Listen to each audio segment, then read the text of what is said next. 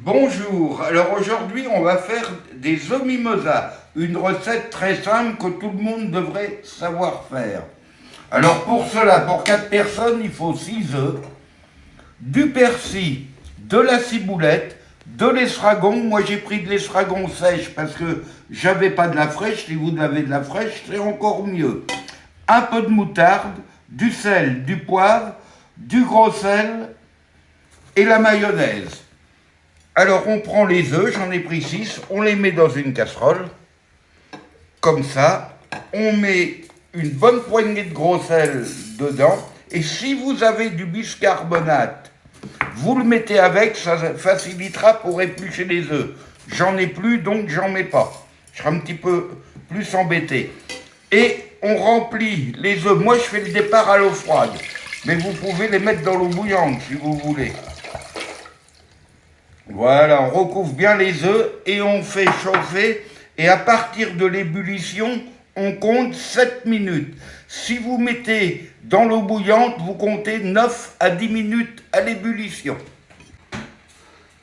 Alors voilà, au bout de 8 minutes de cuisson, les œufs, on les prend de l'eau bouillante et on les met dans de l'eau très très froide, voire glacée. Et on les laisse reposer à peu près pendant 5-6 minutes pour qu'ils refroidissent. Le choc thermique entre chaud et froid, la coquille s'enlève beaucoup plus facilement. Ah, ça je savais pas. Merci, Voilà. chef. Alors voilà, une fois qu'ils ont bien refroidi pendant 5-6 minutes, on va les écaler. Alors on casse et puis on roule. Normalement ça devrait aller tout seul, mais bon, il y a des œufs qui sont plus coriaces que d'autres. Ceux-là, ils vont impeccables.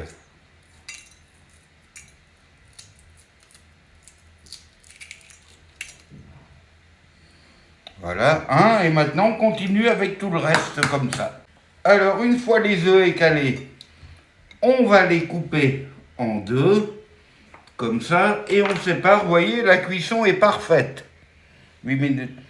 On sépare le jaune des blancs. Voilà, et on continue pour tous les œufs, la même chose. Alors, une fois que les jaunes ont été séparés des blancs, il y en a un qui s'est cassé, un blanc, c'est pas grave, on le mélange avec. Moi, je mets dans un passe-vite, mais sans quoi, si vous en avez pas, avec un tamis ou une passoire ou un mixeur, vous pouvez faire. Et on passe le tout.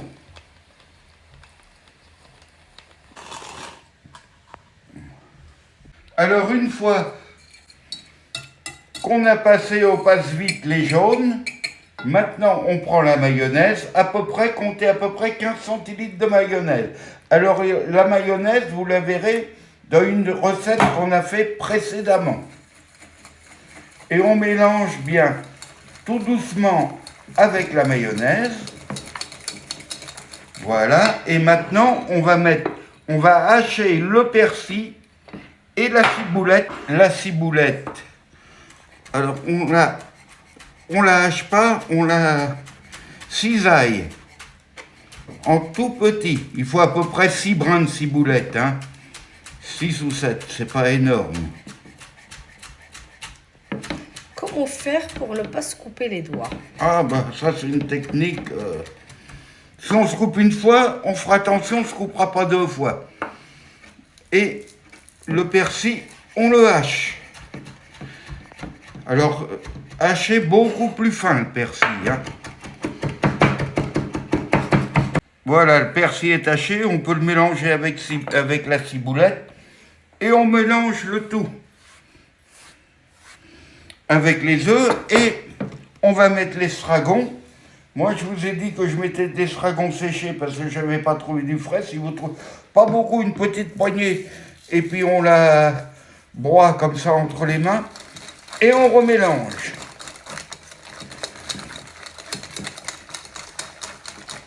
Voilà, maintenant on va rajouter à peu près 1 cuillère à café de moutarde. Voilà, la moutarde, alors à peu près, voilà, une demi-grande cuillère ou 1 cuillère à café.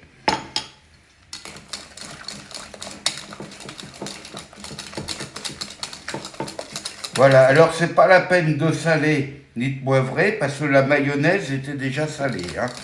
Maintenant, on a fait une petite chiffonnade de salade. On va disposer les œufs, le blanc dessus. C'est plus joli que de disposer sur rien. Voilà, comme ça. Alors maintenant, j'ai pris une poche avec une douille, on va mettre dedans. Par contre, si vous n'en avez pas, vous pouvez le mettre à la cuillère dedans, ça sera tout aussi bon. Hein. Ça sera pas... le goût sera le même, hein. C'est juste une question de présentation. Et pour vous dire, c'est une entrée qu'avait très bien appréciée dans les années 70 à l'hôtel Tiffany à Genève, maître Dominique Varluven.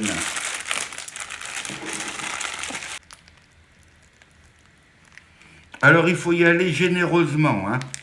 Vous voyez, ça fait joli comme ça.